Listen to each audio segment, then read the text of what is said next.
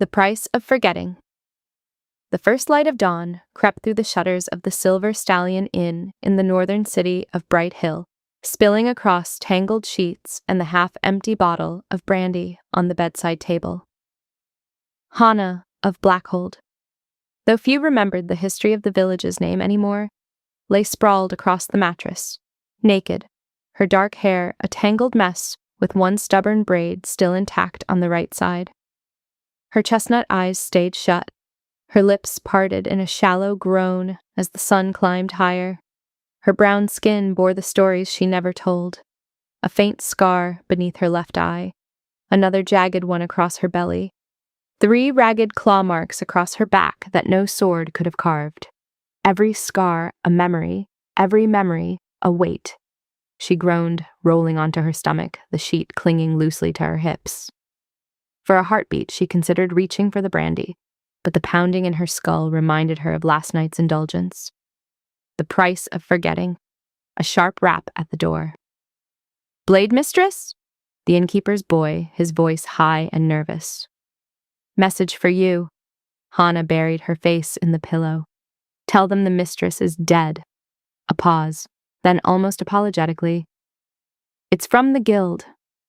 That dragged another groan from her. She sat up, dragging the sheet with her, running a hand down her sweat-slick face. She tugged on the trousers draped over the chair, then reached for Dai Nen. The crescent blade gleamed even in the dimness, a weapon as scarred and strange as its mistress. Forged of holy steel by a hermit smith in the Silver Mountains, its return always true, its weight always balanced. Hana opened the door just enough to show one eye, chestnut glaring out. The boy flinched and shoved a folded parchment at her before bolting down the hall. She broke the seal with her thumb. Ogre activity reported on the southern road. Merchant caravan destroyed. Witnesses speak of something larger than raiding bands. Requesting your services. Payment, standard silver. Her mouth twisted. Silver. Hana glanced back at the bed, the empty bottle, the memory of nameless warmth that had long since gone cold. She thought of her grandmother's voice, rough with age and steel, never weak again. Her hand closed around Dai Nen's grip. If monsters were on the road, she would slay them. And if lords and ladies wanted her blade, they would give her what she asked for in return, not coin, not trinkets. A night of passion, a reminder that she was still alive, still wanted, still something more than the girl the ogres left broken in Blackhold. She strapped Dai Nen across her back, pulled on her boots, and stepped into the harsh morning light. The blade mistress of Pell was awake. And something out there was about to pay the price. The price of steel. The southern road reeked of blood. Hana crouched low at the edge of the burned-out caravan, Dai Nen strapped across her back. Broken wheels still smoldered, horses lay gutted where they fell, and merchant corpses littered the ditch. Their silver hadn't even been taken. This wasn't a raid, it was a slaughter. A rustle in the brush made her shift her stance. She didn't reach for Dai Nen immediately. Instead, she listened. The faint crunch of heavy feet. The wet sound of breathing too large to be human. Her lips curled. Ogres. 3 of them lumbered into view. 4 armed female brutes with mottled blue skin and crude axes, slick with blood. They sniffed the air, low growls rumbling in their throats as they spotted her. Hana stood tall, unstrapping Dai Nen and holding it in one hand. The crescent blade gleamed like a silver moon in the daylight. One ogre bellowed and charged. Hana didn't flinch. She braced, lifting Dai Nen sideways, and the beast's axe slammed against the holy steel. The impact jarred her arm, but the blade held firm, light enough for her to move, but solid enough to block. She twisted, turning her guard into a riposte, the crescent edge biting into the ogre's wrist. Blood sprayed. The axe fell. Hana drove her knee into the beast's gut, then spun, swinging Dai Nen in a wide arc that opened its throat. The ogre dropped, twitching. The second came at her from the side, swinging wide. Hana ducked low, her braid whipping around her cheek.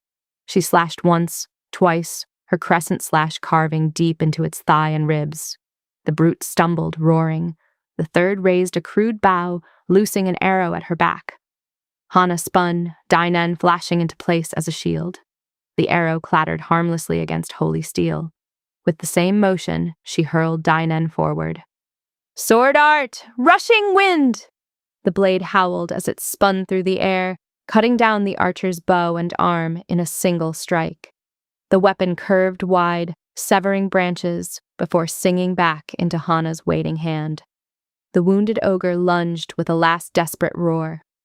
Hana planted her feet, gripped Dainen in both hands, and drove the crescent upward beneath its jaw. The holy steel split skull from throat. Silence. Hana breathed hard, her chest rising and falling. She wiped the sweat from her brow, Dainen dripping with gore. She looked down at the bodies, then at the broken caravan. She thought of the farmers and traders who'd never see their families again. Thought of her own village, Blackhold, left in ruins by beasts just like these. The price of steel, she knew, was never just blood. It was memory. It was weight. And she would carry it because no one else could.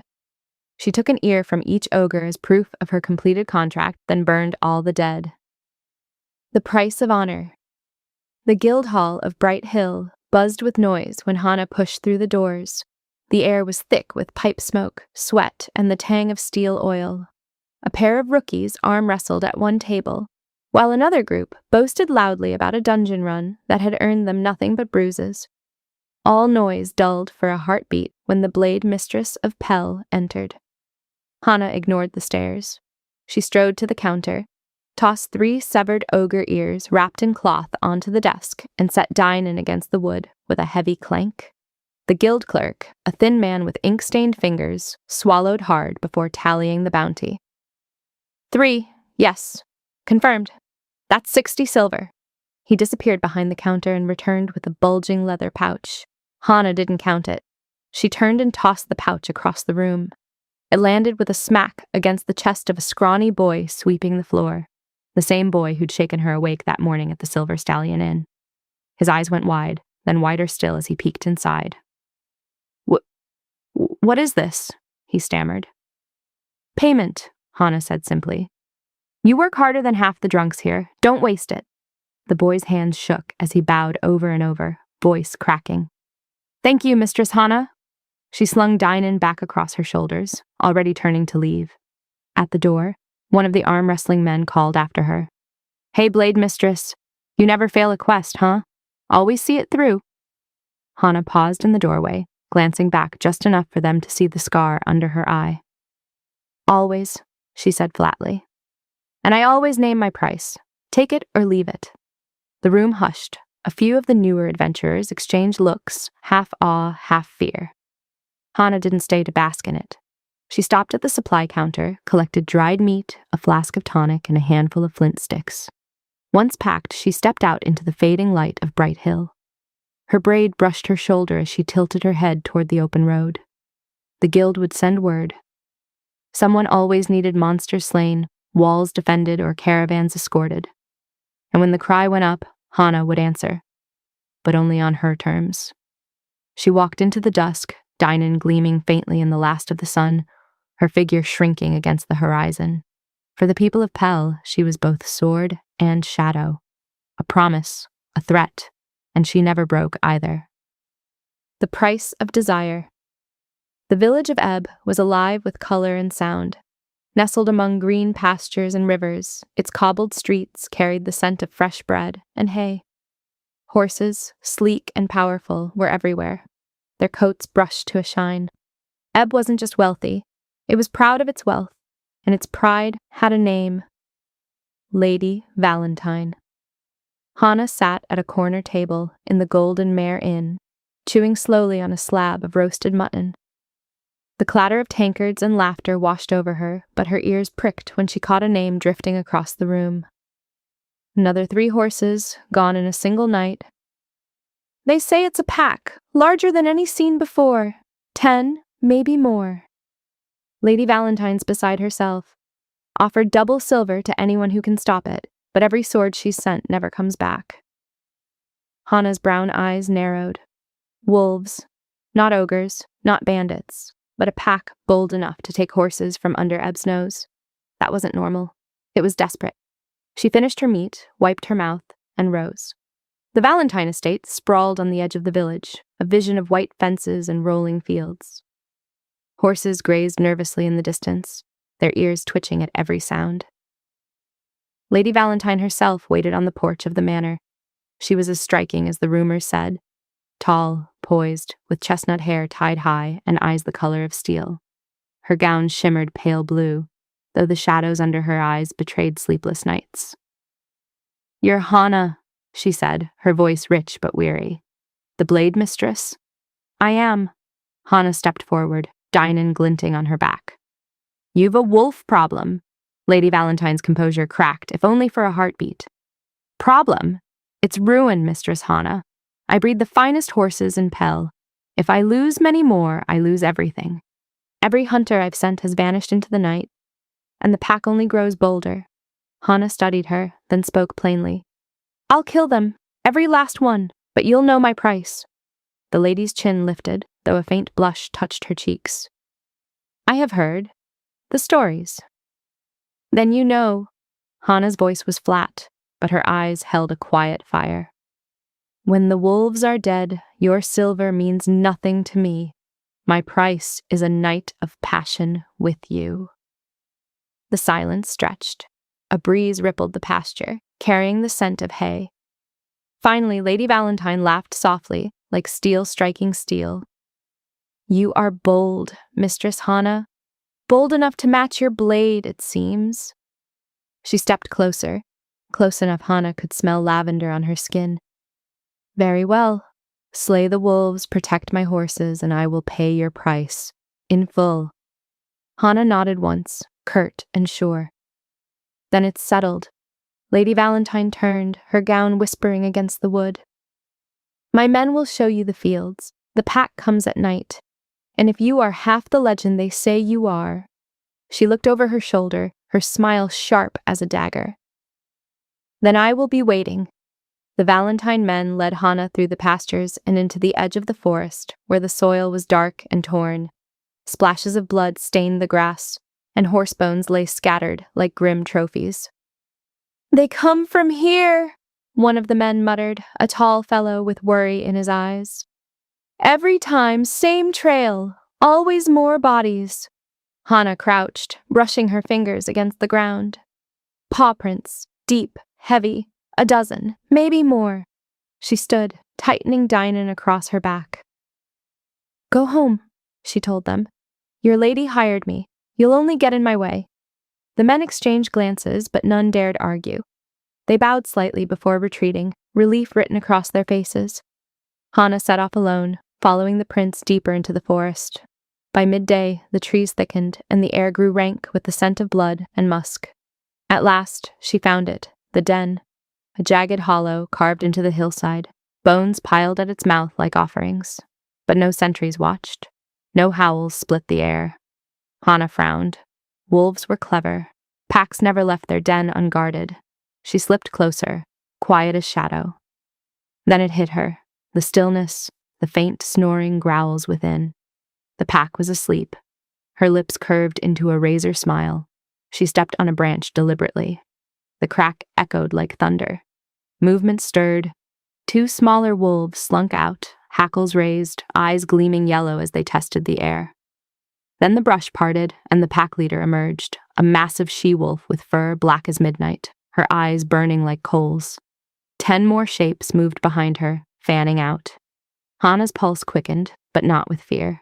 With hunger. She unstrapped Dynan and let the curved blade sing as it cut the air. "Come on, then," she whispered. "Show me your fangs." The black she-wolf snarled and the pack lunged. The last wolf crumpled to the ground with a strangled whimper, Dynan's curved edge slick with its blood. Hana exhaled through her nose, steady and calm, her black hair clinging damp with sweat. 12 against 1, yet not a single fang had touched her flesh.